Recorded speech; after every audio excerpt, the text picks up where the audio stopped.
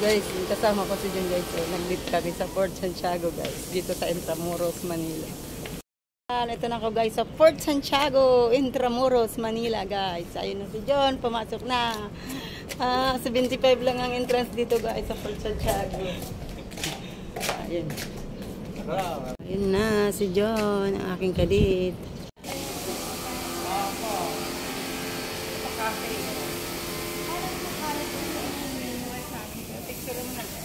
Meron pala dito dagat-dagat yung Port Santiago. Ayun si Jun, iniwanan ako, papasok na siya doon. Oh. Ito sa kabila naman yung isang tubig-tubig. Tapos ito yung si Jun. Oh. Iniwanan na ako ni Jun, papasok na siya.